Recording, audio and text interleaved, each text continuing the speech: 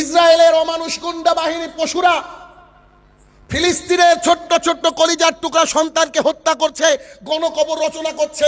ওই কাজটা যদি কোনো জাতি আমেরিকায় ফেলতো, জাতিসংঘ চুপ থাকতো? কথা বলেন। ওই কাজটা যদি চীনে কেউ করতো, বিশ্ব মানবতা চুপ থাকতো কি? চুপ থাকতো না। ওইটা যদি কোনো সনাতনের উপরে এই কাজটা করতো, বিশ্ব মানবতা চুপ থাকতো? চুপ থাকতো না। শুধুমাত্র মুসলমান, নামের আগে মোহাম্মদ, নামের শেষে আহমদ, নামের শেষে রহমান।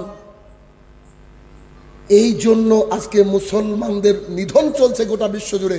কেউ মুখ খোলে না, সবাই যেন পশু। আল্লাহ বলেছেন যে ওরা চোখ থাকতেও দেখে না, অন্তর থাকলেও অন্তর দিয়ে বোঝার চেষ্টা করে না। বালহুম আদাল, এরা পশু, এরা পশুর চেয়ে নিকৃষ্ট, এরা শুয়োরের চেয়ে নিকৃষ্ট। আল্লাহ সুবহানাহু ওয়া তাআলা বললেন। আপনার রাতে ঘুম হয় কি করে? ছোট্ট বাচ্চাটার কথা মনে পড়ে না একবার? কষ্ট হয় না একবার আপনার? তাহলে গোটা পৃথিবীর 1 নম্বর ক্রাইসিস মুসলমানদের সাথে কেউ নেই। এটা কি আপনাদেরকে বোঝাতে পারলাম? কথা বলেন। আমার বক্তৃতা থেকে বুঝতে হবে। আর সুর গজল শোনার জন্য অনেকে এনেছেন, শুনবেন। আমার কথা শুনে বাড়ি পর্যন্ত নিয়ে যেতে হবে। ভণ্ডামি করতে আমি আসি না, আর আগে কন্টাক্টও করি না। আমি কথা বলি স্টেট কার্ড, ভাড়া দিলে দেন, না দিলে খালি বলি। কিন্তু সমাজকে পরিবর্তন হতে হবে। কতদিন আর ঘুমিয়ে থাকবেন? আমরা কি পশু নাকি? আমরা যে খাইরা উম্মা, উন্নত জাতি। আচ্ছা বলেন তো, রাসূল সাল্লাল্লাহু আলাইহি ওয়াসাল্লামের জন্মের আগের যে সময়টা, ওই সময় থেকে আরবের মানুষরা এতটা জাহালাত ছিল, ওই জামানাকে কি বলা হতো বলেন তো? জাহেলিয়াত, তাই না? জাহালাত মানে কি? অজ্ঞতা, অশিক্ষিত। আর পৃথিবীতে আল্লাহ রাসূল সাল্লাল্লাহু আলাইহি ওয়াসাল্লাম আগমন করার পরে পৃথিবীর মধ্যে সোনালী জাতি কারা ছিল? রাসূল সাল্লাল্লাহু আলাইহি ওয়াসাল্লাম। 1450 বছর পরে আবার আমরা জাহেল হয়েছি। আবার আমরা জাহেল হয়েছি। আমাদের কনসেপ্টই নাই যে আমাদের জন্য কি করতে হবে। শুধু খেতে আর পায়খানা করতে দুনিয়াতে আসেনি জনাব। আপনার অনেক ভূমিকা আছে, আপনি জান্নাতে যাবেন। 1 মিনিট মাঝে একটা কথা বলি, সেটা কি?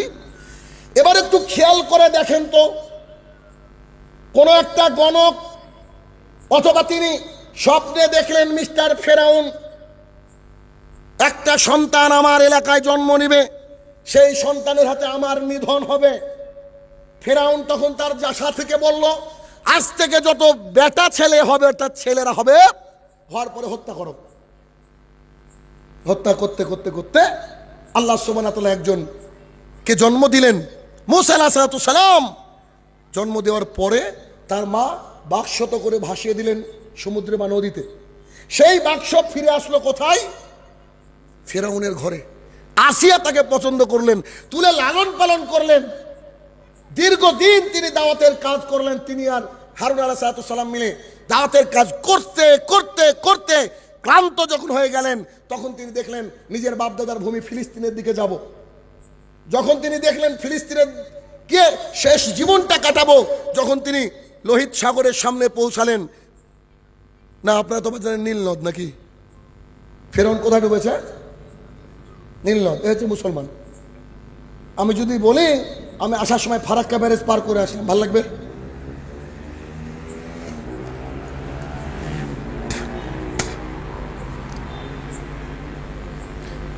আমি আসার সময় ফারাক্কা ব্যারেজ পার করে আসলাম, আপনি কি উত্তর দেবেন?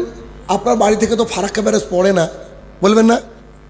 তো মিশর থেকে ফিলিস্তিন যাওয়ার রাস্তায় নীল নদ পড়ে না। আমরা আবেগী জাতি। ওই যে কোত্থেকে শুনেছি দাড়ি রাখা সুন্নাত, এই জন্য রাখি না। দাড়ি রাখা যে ফরজও জানি না, বহু জনে জানে না, জিজ্ঞেস করেন। তাহলে কি এইখানে যেটা আমি বলতে চাইছি, যে যখন ফিলিস্তিনে যাচ্ছে, যাওয়ার মাঝে যে নদী পড়ে, সেই নদীর নাম রেড সি, লোহিত সাগর। মানে নীল নদ নয়, এটা মিথ্যা কথা, এতদিন ধরে শুনে এসেছে। তো যখন তিনি দাঁড়িয়ে পড়লেন, তার সঙ্গী সাথীরা বললে, ও মুসা, আমরা তো ঘিরা পড়ে গেলাম, আমরা ধরা পড়ে গেলাম।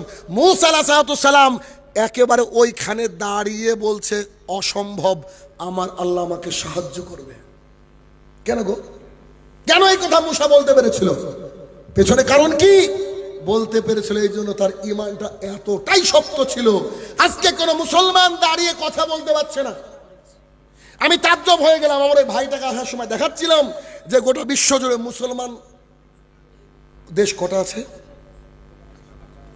57 কটা 57টা দেশের রাজা এখানে, একজনেরও দাড়ি কমপ্লিটলি নাই। চোখে চশমা পড়ি, দু একজনে থাকলে ওটা ক্ষমার যোগ্য। একজনের দাড়ি আমি দেখতে পাচ্ছি না। 57টা দেশের মুসলিম প্রধান, এরা সবাই হিজড়া হয়ে বসে আছে, কেউ কথা বলছে না ইসরায়েলদের বিরুদ্ধে। কেস করবেন আমার নামে? কি দরকার কেস করার? দরকার সরাসরি মেরে দেন। এই পৃথিবীতে কুকুরের মতো বেঁচে থেকে কোন লাভ নাই। 57টা মুসলমান দেশ যদি একটা করে হুমকি দেয়, ইসরায়েল কেন আমেরিকাও চুপসে বসে যাবে? সবাই নিজের নিজের মতো মত্তন, গান বাজনা, নেশা, কে কে ফিফা আয়োজন করছে, কে কি করছে, গোটা দুনিয়া দেখছে। দেখছেন না আপনারা? হ্যাঁ, আপনি আমি যারা এখানে আছি এরা অসহায়, আমাদের কিছু করার নেই। আছে আছে কি? শুধু দোয়া, শুধু দোয়া ছাড়া, এছাড়া আমাদের কিছু করার নেই। আসেন, মুসা আলাইহিস সালাম আল্লাহর উপরে যে তাওয়াক্কুলটা করেছিলেন, ওই রকম তাওয়াক্কুল করার বান্দা আমাদের মজলিসে নাই। কেন? আমাদের আল্লাহর প্রতি এখনো অত ভরসা আমরা আনতে পারিনি। নিশ্চিত মৃত্যু, পেছনে ফেরাউনের দল, ফেরাউন, চারিদিকে, সামনে সমুদ্র, there is no way at all, কোনো রাস্তাই নাই। তখন তিনি এই মুহূর্তে দাঁড়িয়ে বলছেন, আমার আল্লাহ আমাকে ত্যাগ করবে না, আমাকে বাঁচাবে। ঈমানটা দেখেছেন? আল্লাহ সুবহানাহু ওয়া তাআলা সেই সমুদ্রের মধ্যে দিয়ে রাস্তা করলেন, সেই রাস্তা দিয়ে মুসা আলাইহিস সালাম এবং তার সঙ্গীরা পার হয়ে গেলেন। ফেরাউনও মনে করলেন এই তো সুন্দর রাস্তা, তিনি পার হতে গেলেন। আল্লাহ তাআলা দুই দিকের পানিকে এক করে দিয়ে ফেরাউনকে ডুবে মেরে দিলেন নীল নদের কোথায়? লোহিত সাগরে। মনে থাকবে কি? লোহিত সাগরে ডুবে মেরে দিলেন। তারপরে তারা উঠলেন সিনাই মরুভূমিতে। সিনাই মরুভূমির মধ্যে তুর পাহাড়, তুর পাহাড় থেকে অদূরে হচ্ছে ফিলিস্তিন। এই রাস্তায় এখনো এরকমই আছে, এখনো প্রতিকার হয়নি। সেম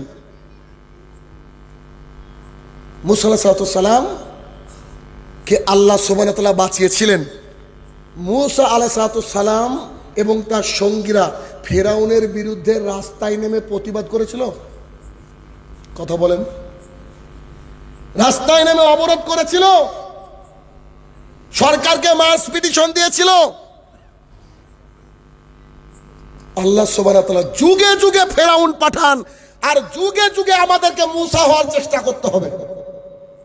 আল্লাহ উদ্ধার করবেনই করবেন, আল্লাহর কসম করে বলছি, আপনারা সাক্ষী থাকেন।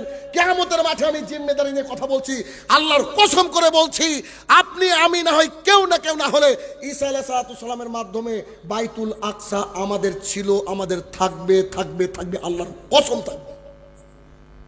গোটা পৃথিবী যদি মুসলমানের বিরুদ্ধে যুদ্ধ ঘোষণা করে, তারপরেও বাইতুল আকসা আমাদের হবেই হবে, হবেই নিশ্চিত ইনশাআল্লাহ। আপনি নিশ্চিত ধরে থাকেন যে এটা আমাদের সম্পদ, আবার আমাদের আসবে। মাঝখানে শুধু আপনার আমার ইমানের পরীক্ষা, কে কতটুকু আমরা ইমানের পরীক্ষা দিচ্ছি, এটা হচ্ছে সময়। ফেসবুকে দেখা যাচ্ছে লাখ লাখ মানুষ জিহাদে যাওয়ার জন্য প্রস্তুত, মসজিদে গিয়ে ফজরের লোক নাই 3 জন। বাংলাদেশের একজন ভাই দুঃখ করে পোস্ট করেছে, আসরের নামাজে পড়তে গিয়ে দেখছি আমি সহ 3 জন। আমি ভাবলাম সবাই বোধহয় ফিলিস্তিনে গিয়েছে যুদ্ধ করতে। পরিস্থিতি কত ভয়াবহ ভাই আমার। তাহলে কি 1 নম্বর ক্রাইসিস কি? বর্তমানে পরিস্থিতি কি? মুসলমানদের উপরে পুরো বিজাতি মুসলমানকে ধ্বংস করার চেষ্টা করছে। মুসলমান কি ধ্বংস হবে? গোটা পৃথিবীর মানুষদের ফু দিয়ে মনে করে যে সূর্যের আলোকে নিভাবো, কেউ পারবে কি? কেউ পারবে না। তবে দুঃখের বিষয়, এই জাতাকলে পিষে আমরা আমাদের ইমানটাকে ধ্বংস করে দিচ্ছি। আমরা যেহেতু কনফার্ম ফিলিস্তিন আমাদের থাকবে, তাহলে আপনারা তো ভয় কেন? বুঝেননি বোধহয় কথা, মানে আমি বোঝাতে পারছি না। একেবারে কনফার্ম যে ফিলিস্তিন আমাদের থাকবে, বাইতুল আকসা আমাদের থাকবে, ছিল থাকবে, আপনার কি ভয়ের কোনো কারণ আছে? আল্লাহ তো রাখবেই রাখবে। সব মুসলমান ধ্বংস হয়ে গেল, আল্লাহ কার জন্য রাখবেন? মুসলমানদের জন্য রাখবেন ফিলিস্তিন। আল্লাহ ঘোষণা করেছেন, অসংখ্য হাদিস রয়েছে। তাহলে কি আমাদের দরকার? এখন আমাদের নিজেকে ইমানদারিত্বের জায়গায় নিয়ে আসা, এবং ওই সব মাজলুম অসহায় ভাই বোনদের জন্য দিন রাত চোখের পানি ফেলে তাহাজ্জুদে দোয়া করা। দোয়া করলে আল্লাহ সুবহানাহু ওয়া তাআলা শোনেন, কিন্তু দোয়া করবে কে? তারাবির সালাত আদায় করতে গিয়ে কিরাত যদি একটু লম্বা হয়ে যায়, পেছন থেকে মুক্তাদিরা লুকমা দেয়, খুতবা শেষ, সালাত শেষ, বলে যে শুনেন এত লম্বা কিরাত কিন্তু আমরা হবে না, মাঠে কাটা মানুষ আমরা, আপনার মতো মসজিদে বসে থাকি না। বলে কি বলে না? এই মুসলমান ফিলিস্তিনের জন্য ভাববে? ভাববে কি? ভাববে না। তাহলে প্রথম নম্বর ক্রাইসিস হচ্ছে মুসলমানদের উপরে। আমি বারবার করে একই কথা কেন বলছি বুঝতে পারছেন না? আপনাকে বোঝানোর জন্য, নিজে বুঝার জন্য, যে যদি কোনো মুসলমান কোথায় অসহায় অবস্থায় মার খায়, অন্তত পক্ষে কিছু না করতে পারলে আপনার চোখ দিয়ে পানি বেরোবে, আপনার অন্তরটা খারাপ লাগবে, খেতে বসে আপনার বিষণ্ণতা ছেয়ে যাবে, রাত্রিবেলায় শুতে গিয়ে আপনি আতঙ্কে, আল্লাহ আমার ভাইরা কি অবস্থা আছে, আল্লাহ আমার বোনেরা কি অবস্থা আছে, আল্লাহ ছোট ছোট বাচ্চাদের কি অপরাধ, কি অবস্থা আছে। তবে এখানে আমি একটা আশার কথা বলে দিই, আশার বাণী বলে দিই। সেটা কি? আমি আপনি পরীক্ষায় ফেল করে জাহান্নামে যেতেই পারি, এতে কোনো প্রশ্ন নেই, কিন্তু ফিলিস্তিনের ছোট ছোট বাচ্চা থেকে শুরু করে যারা মারা যাচ্ছে তারা সবাই শহীদ।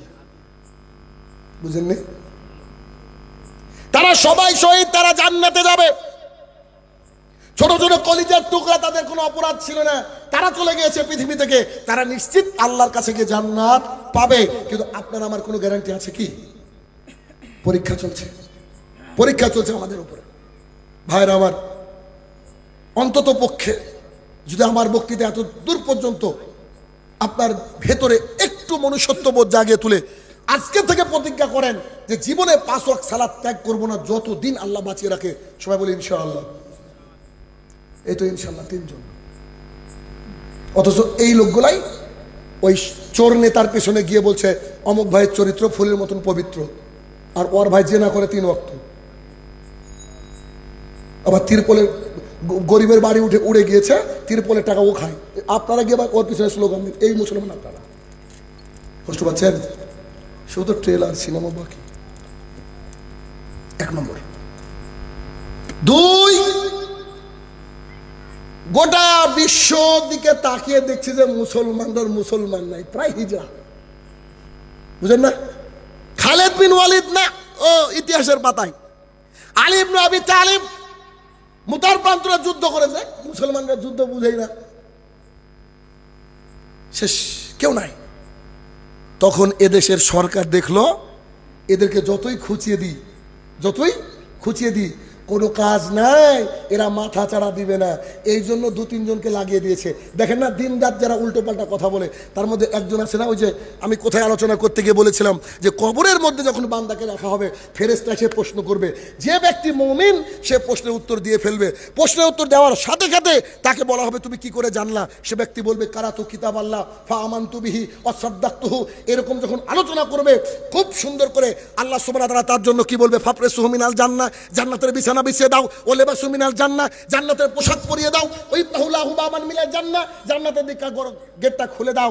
এই ব্যক্তি ইতস্তত বোধ করবে, এখন আমি সালাত আদায় করবো।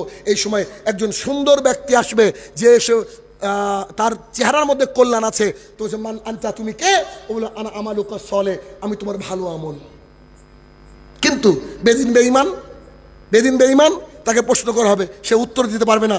আল্লাহ তাআলা আকাশ থেকে বলবে আন কাযাবা, ও মিথ্যা কথা বলছে, ফাফরেসুহু মিনান নার, তার বিছানা জাহান্নামের বিছিয়ে দাও, লেবাসু মিনান নার, তার পরনের পোশাকটা আগুনের তৈরি করে দাও, আগুনের পোশাক পরে দাও, ওয়াইফতাহুলাহু বাবান মিনান নার, জাহান্নামের দিকটা দরজা খুলে দাও।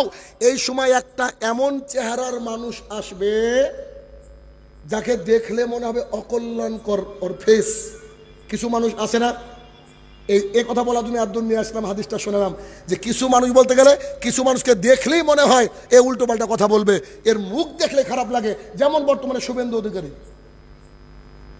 বুঝতে পারেন না, ওকে দেখলে মনে হয় যে ওর মুখ যখন গাল বেরোলো তাহলে কিছু বললো।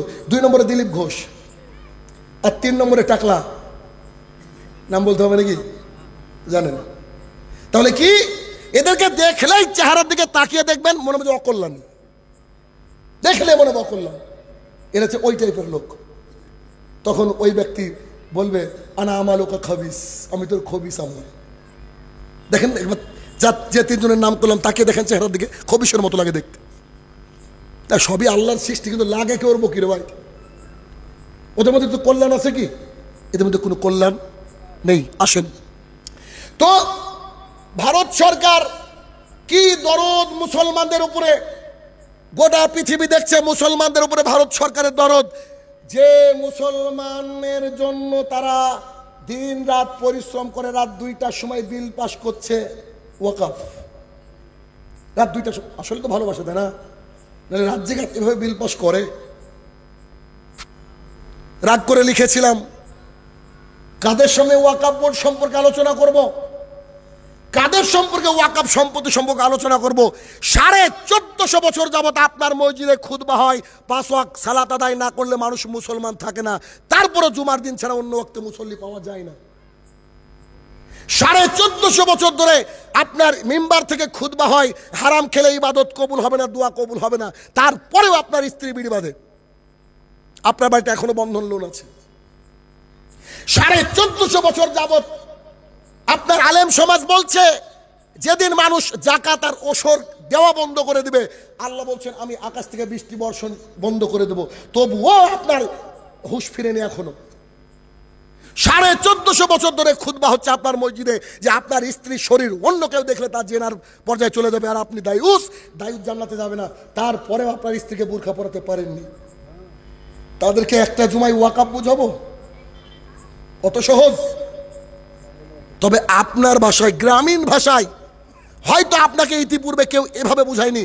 দেখেন ওয়াকফ কি, আপনাকে একটু স্মরণ করে দিই, তাহলে বুঝতে পারবেন যে এটা কি রক্ষা করতে হবে নাকি এটা নিয়ে ঘুমিয়ে থাকতে হবে।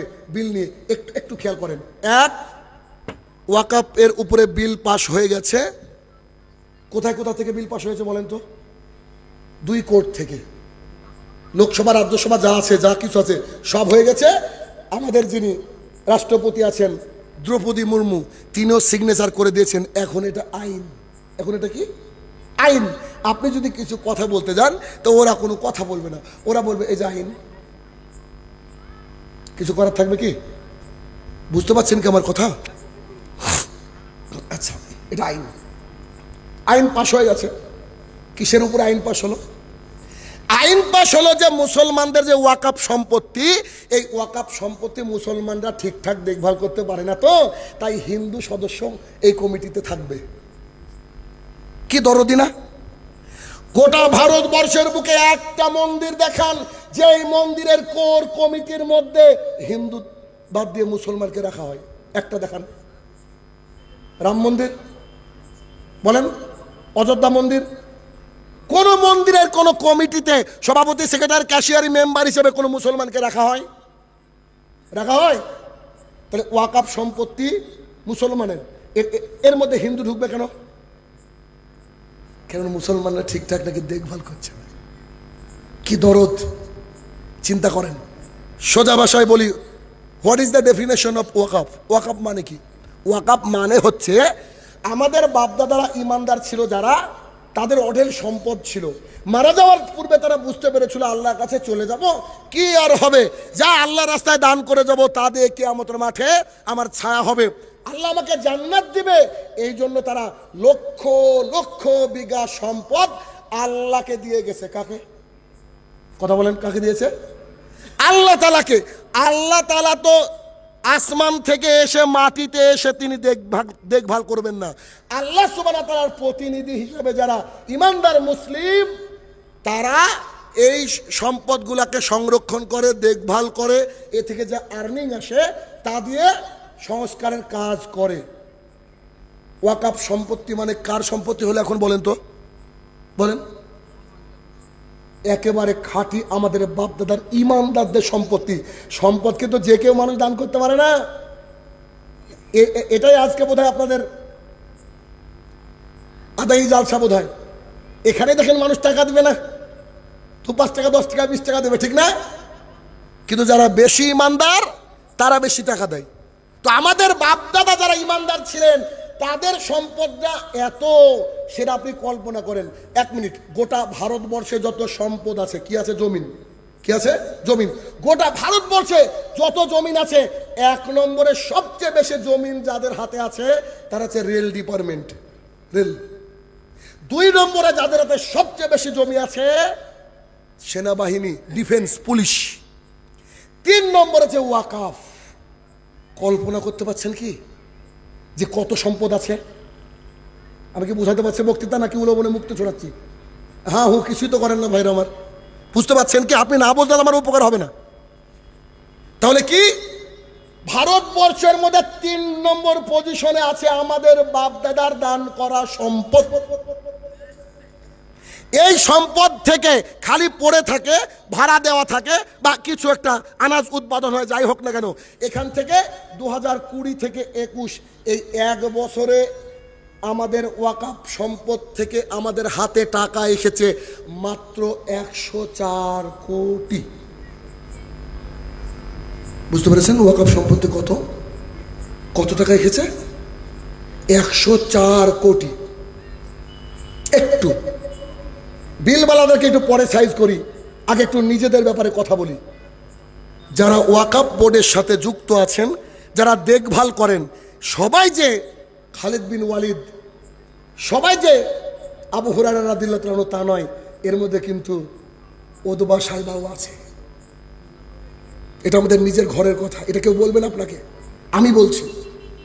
গোটা ভারতবর্ষের বুকে 5টা আপনি এমন মেডিকেল কলেজের নাম বলেন যেখানে মুসলমানদের বাচ্চাদের পড়াশোনা ফ্রি, একটাও পাবেন না।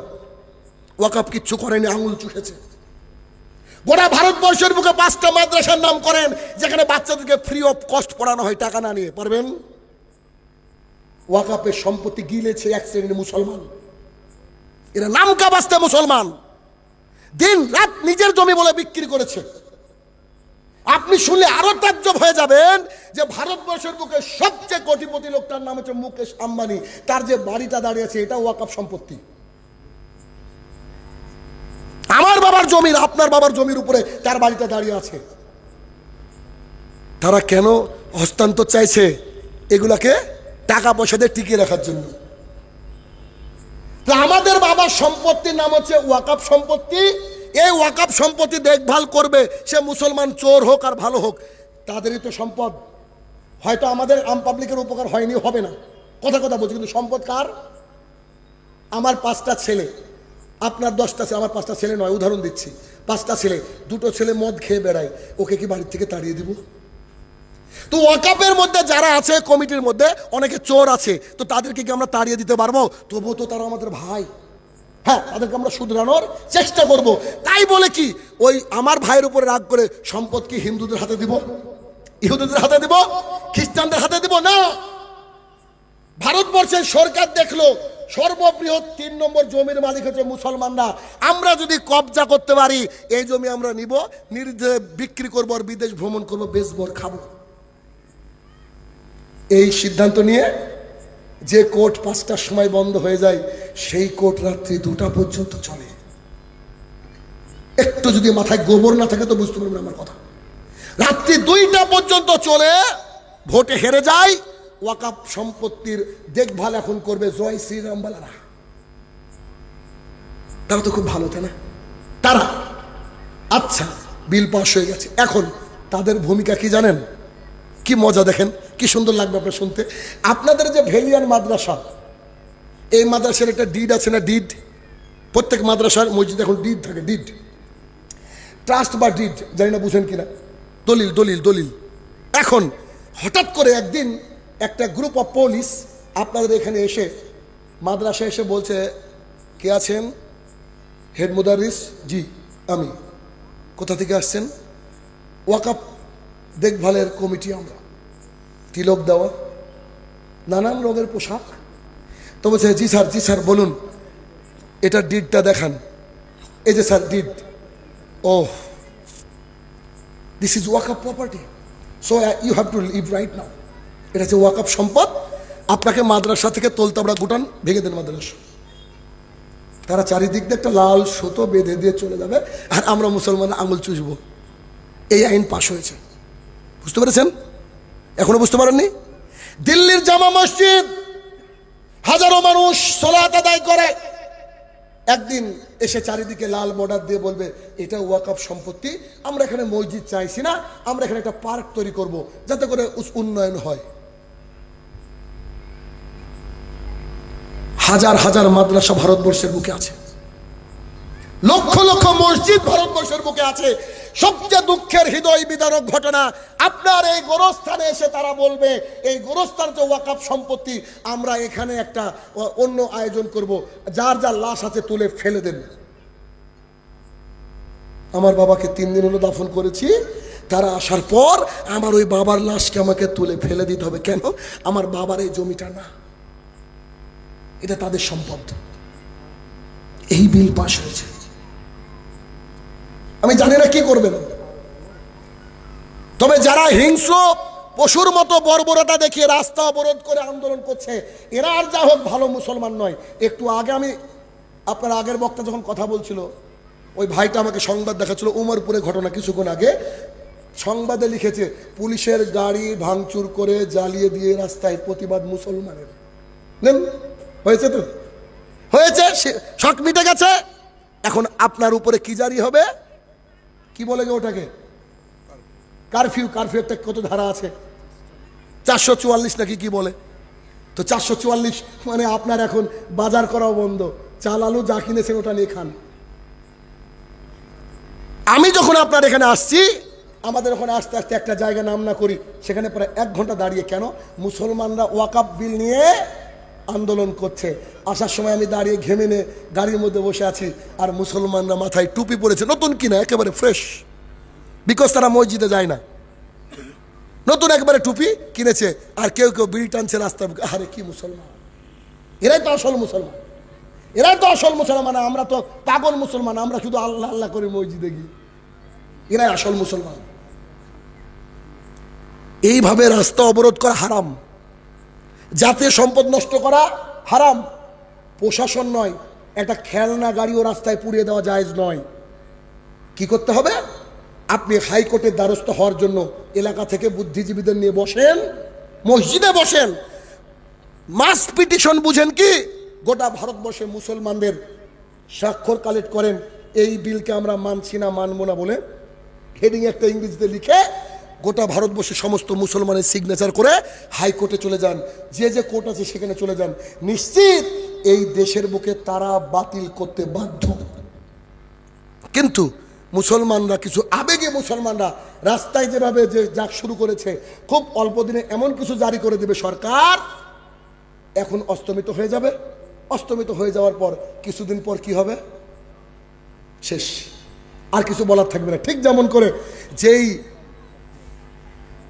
অনারেবল জাস্টিস, ঘৃণাও লাগছে কথাটা বলতে, অনারেবল বলছি কেন, কিন্তু বলতে হয় নাকি, যে বিচারপতি বাবরির রায় দিচ্ছে, পরের দিন নাকি তার রিটায়ারমেন্ট। দেখেছেন, যেদিন ওয়াকফ পাশ করলো তার পরের দিন 26,000 চাকরি বাতিল। কি করে? ওই কি করেছে, মানে মোড়টাকে ঘুরিয়ে দিয়েছে। সম্ভবত ক্লাস 9-এ দীর্ঘদিন পড়িয়েছি, নিজেও পড়েছি বোধহয়, লস্ট চাইল্ড বলে একটা পড়া ছিল, লস্ট চাইল্ড, হারিয়ে যাওয়া শিশু। তো আর কে নারায়ণের লেখা, রাশিপুরম কৃষ্ণস্বামী নারায়ণ, তো উনার লেখা, ছোট্ট একটা বাচ্চাকে নিয়ে তার মা বাবা মেলার দিকে যাচ্ছে, কিন্তু তারা কৃপণ, কিছু কিনে দিবে না। লাইন দিয়ে যখন গাড়ি দেখছে বাচ্চা, তখন বাচ্চা বলছে mummy I want that toy, আমি ওই খেলনাটা চাই। তখন ওর মা বাবা বলছে come child come, look what is in front of you, বেটা আসো আসো আসো, তোমার সামনে কি আছে দেখো। ছেলেটা এসে বলছে আম্মু আমার মিষ্টি খেতে পছন্দ, বলছে আসো আসো বেটা তোমার সামনে কি আছে। ছেলেটা বলছে আমি নাগরদোলায় চলবো, বলছে আসো আসো তোমার সামনে কি আছে। ঘোরাতে ঘোরাতে ঘোরাতে একসময় ছেলেটা হারিয়ে যায়। হারিয়ে যাওয়ার পর যখন মন্দিরের পাশে ছেলেটাকে পাওয়া হয়, তখন একজন লোক তাকে কাঁধে তুলে বলছে বেটা তুমি কি বেলুনগুলো নিতে চাও? ছেলেটা বলছে I want my mother, I want my father, আমি বেলুনও চাই না, আমি চাই বাবাকে, আমি চাই আমার মাকে। ছেলেটাকে বলা হচ্ছে তুমি কি এই রাইডে চড়বা নাগরদোলায়? সেই ছেলেটা বলছে আমি আমার বাবাকে চাই, আমি আমার মাকে চাই। আমাদের মোড়কে ঘুরানোর জন্য তার পরের দিনে 26,000 চাকরি বাতিল। কোর্ট কি দিয়ে রায় দিচ্ছে? মানুষ কি গাঁজা খেয়ে কোর্টে বসে? আমি বুঝতে পারি না। গাঁজা খেয়ে সাংবাদিকতা করে? বুঝতে পারি না। কোর্ট বলছে স্বচ্ছ অস্বচ্ছ, বৈধ অবৈধ বাছাই করা যায়নি, তাই সব প্যানেলকে বাতিল করা হলো, যারা অযোগ্য তাদেরকে বেতন ঘুরিয়ে দিতে হবে। তো একটু আগেই তো বলছে যে যোগ্য যোগ্য বাছাই করা হয়নি, তো কে ঘুরিয়ে দেবে টাকা? কে প্রশ্ন করবে বলেন? নীরেন্দ্রনাথ চক্রবর্তীর একটা লেখা ছিল উলঙ্গ রাজা, জানি না কেউ পড়েছেন কিনা। রাজা, পরনে কোনো পোশাক নেই, একেবারে খালি গায়ে বেরিয়ে আসছে। সবাই বলছে বাহ বাহ বাহ, রাজা কি সুন্দর পোশাক পরেছে। আরে তাজ্জব, রাজা পোশাকই পরেনি, কিন্তু মানুষ বলছে না না না, আমরা চোখে দেখতে পাচ্ছি না, পোশাক তো একটা আছেই। তখন কবি দুঃখ করে বলছে, আমার ওই ছোট্ট ছেলেটাকে চাই, যে ছেলেটা ঘাস পাতা ফুলমাটি খেলতে খেলতে একেবারে ওই পাহাড়ের কিনারায়, নদীর কিনারায় হারিয়ে গেছে। বিবেকবান মানুষের বড়ই অভাব, বিবেকবান মানুষের বড়ই অভাব। তাহলে 2 নম্বর সবচেয়ে বড় মুসলমানের ক্রাইসিস হচ্ছে আপনার সারা জীবনের এফোর্ট, আপনার সন্তানের ভবিষ্যৎ ভেবে আপনাকে যে কোনো মূল্যে এই বিলকে বাতিল করতে হবে, তবে হারাম তরিকা নয়, বৈধ তরিকায়। বৈধ তরিকায়। বৈধ তরিকার একটা তরিকা কি এটা হতে পারে না যে আপনি তাহাজ্জুদের সালাত আদায় করে যদি সবাই দোয়া করি, ভারতবর্ষের মানুষ, আল্লাহ কি আইন পরিবর্তন করতে পারেন না? পারেন না? কি কথা! আয়না ঘর, এমন আয়না ঘর বানালো পৃথিবীর ইতিহাসে, ফেরাউনও বোধহয় এত কষ্ট দিয়ে মানুষকে মারেনি। কি অত্যাচার, কি কি! ছাত্ররা রাস্তায় বেরোলো, প্রধানমন্ত্রী পালানোর দিশা পেল না। তার আগে শ্রীলঙ্কায় ঘটনা কি ঘটলো, প্রধানমন্ত্রীকে মেরে, ভাগ্যিস জাঙ্গিয়াটা ছিল। দেখেননি? মানুষ পরিবর্তন করতে পারে, তবে আমরা তাদের রাস্তার কথা বলছি না।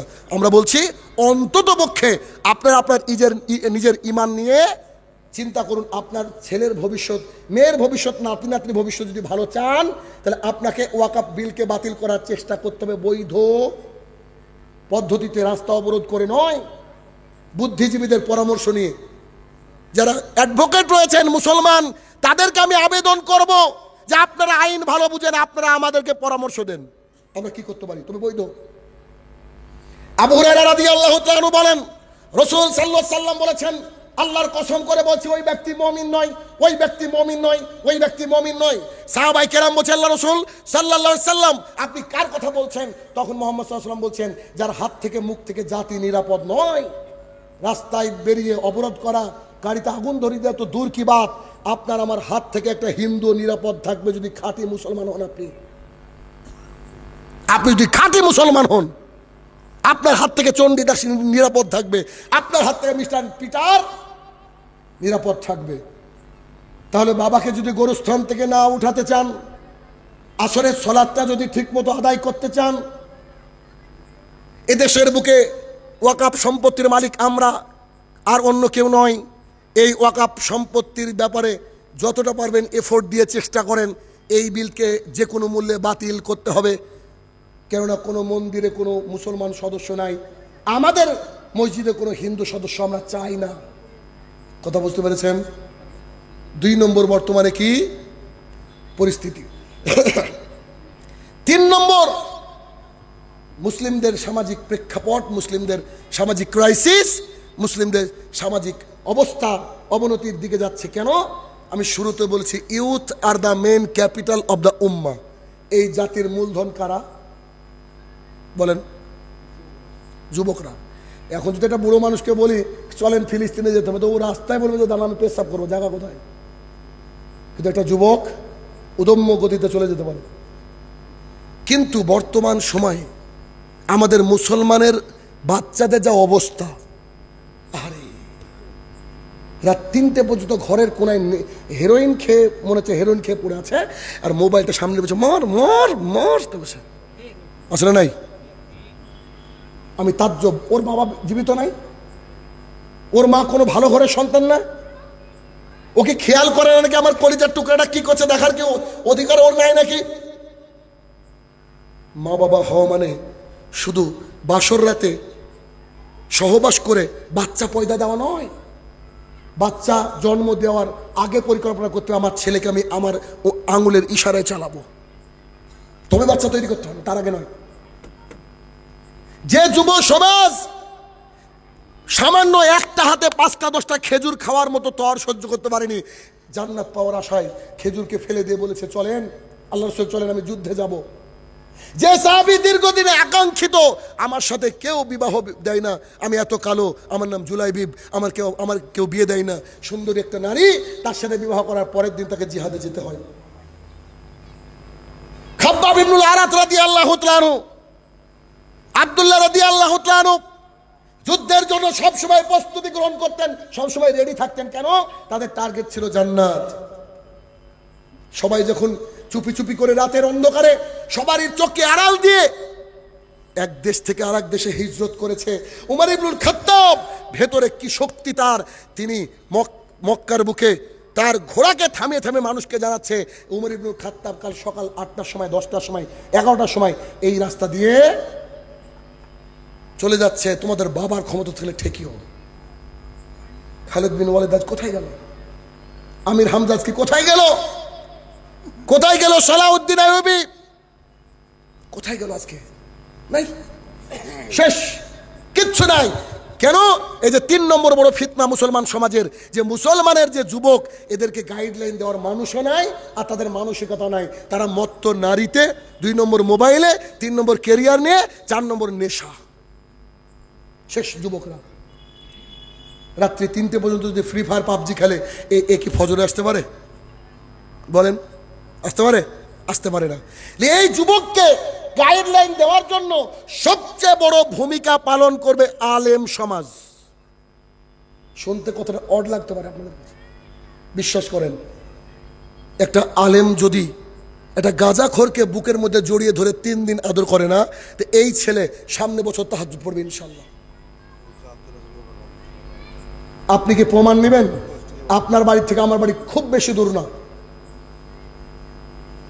জানি না 1-150 বা আশপাশে নিরাপদ, আজকে কিলোমিটার দেখিনি আমি।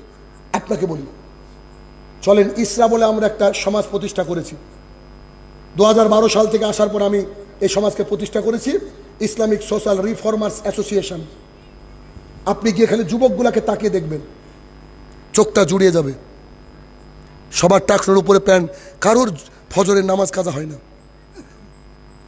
5 ওয়াক্তের সালাতে পাবন্দি, দিন ইসলামের খেদমতে দিন রাত ব্যস্ত। আমরা চেষ্টা করে যাচ্ছি, তবে কিছু করতে পারিনি। যতটুকু পাচ্ছি চেষ্টা করছি মানুষকে ঈমান বাড়ানোর জন্য। তাহলে কি